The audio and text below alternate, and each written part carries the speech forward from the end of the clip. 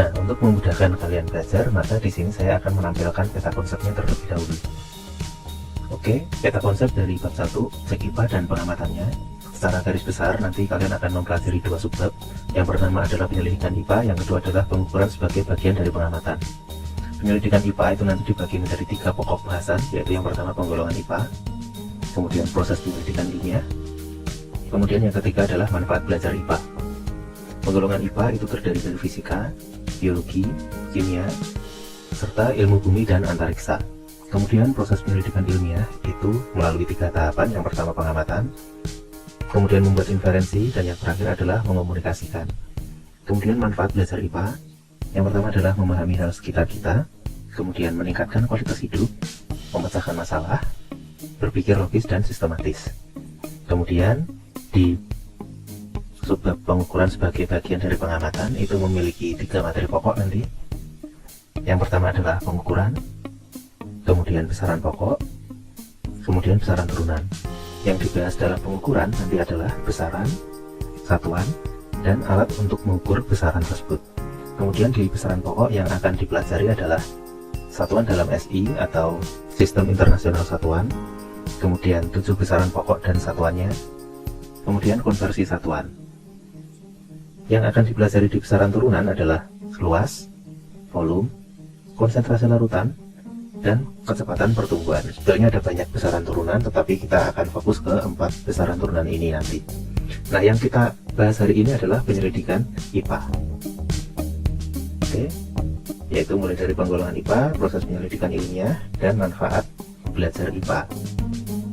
Dari yang pertama penggolongan IPA, IPA itu digolongkan menjadi fisika, biologi, kimia, serta ilmu bumi dan antariksa, yang mana keempatnya tersebut apabila memiliki objek, nah itu disebut dengan objek IPA. Untuk lebih memahami satu persatu, maka kita akan bahas secara mendetail. Yang pertama fisika. Fisika adalah ilmu pengetahuan yang mempelajari tentang sifat dan fenomena alam atau gejala alam dan seluruh interaksi di dalamnya.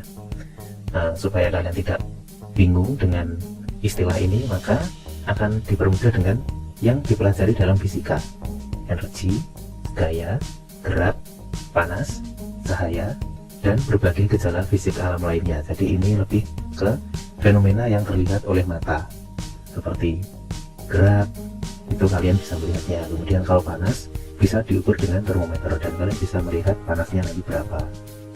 Kemudian biologi. Nah, biologi ini adalah ilmu pengetahuan yang mempelajari sistem kehidupan mulai dari ukuran renik hingga dengan lingkungan yang sangat luas. Ukuran renik ini artinya adalah ukuran yang sangat kecil sekali. Yang dipelajari dalam biologi, terutama yang akan kalian pelajari di SMP ini, adalah klasifikasi makhluk hidup, cara hidup. Cara hidup ini bisa berupa cara mencerna makanan dari makhluk hidup, kemudian cara bernapas makhluk hidup, kemudian cara makhluk hidup itu berekspresi, dan masih banyak hal yang berkaitan dengan cara hidup makhluk hidup, serta interaksi makhluk hidup seperti contohnya ekosistem, kemudian simbiosis, dan lain-lain. Nanti masih ada lagi yang dibahas, yang intinya adalah berkaitan dengan makhluk hidup. Kemudian untuk kimia, ilmu yang mempelajari tentang penyusun zat dan perubahannya. Yang dipelajari adalah klasifikasi materi, campuran dan pemisahannya, zat aditif dan psikotropika, bahan kimia dalam rumah tangga. Jadi ini masih dasar ya ini ya, nanti yang lebih lanjut akan dipelajari di jenjang berikutnya. Kemudian ini ada bagian cabang IPA lagi, adalah ilmu bumi dan antariksa. Ini materi yang sangat menarik dan sangat ditunggu-tunggu biasanya. Menjadi materi yang favorit karena asik. Ilmu pengetahuan yang mempelajari asal mula bumi, perkembangan dan keadaan saat ini, planet-planet dan benda langit lainnya. Yang dipelajari dalam ilmu bumi dan antariksa adalah struktur penyusun bumi, atmosfer, fenomena alam, dan benda-benda langit. Oke, kita masuk ke bagian yang berikutnya, proses penyelidikan IPA. Terdiri dari pengamatan, membuat inferensi, dan mengomunikasikan. 3 tahapan ini harus urut. Nah, untuk memperjelas dari ketiga tahapan ini, selanjutnya saya akan memberikan contoh, tetapi contohnya ini nanti langsung berkaitan dengan cara meneliti sesuatu objek IPA. Nah, oke, kita lanjut. Saya akan berikan satu objek, apa ini bimsalafim A, bajai. Oke, kita akan menyelidiki bajai. Yang pertama adalah apa yang dapat diamati dari bajai. Oke, kita akan mengamati ukurannya. Mungkin kalian bisa mengukur panjangnya, lebarnya, atau tingginya. Kemudian, warna apa itu bajai? Apakah berwarna merah? Apakah hijau? Nah, tergantung dari apa yang kalian lihat.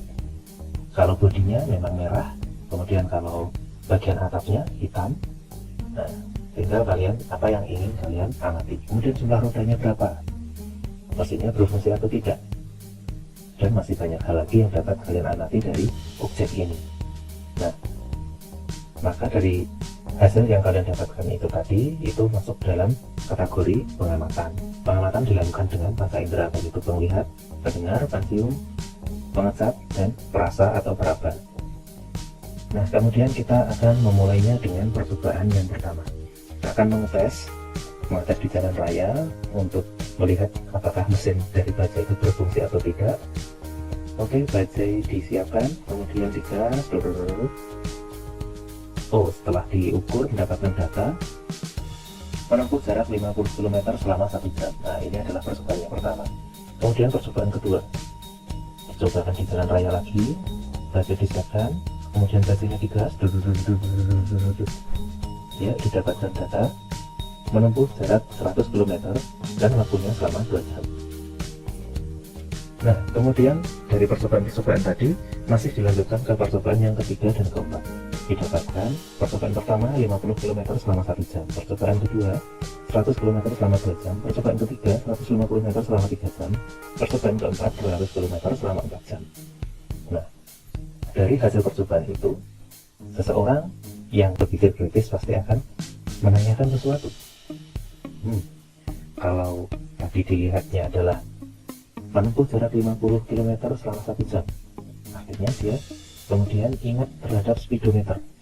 Speedometer kalau menunjukkan angka 100, berarti menunjukkan kecepatannya adalah 100 km per jam. Nah, akhirnya dari situ mulai ketemu titik temunya.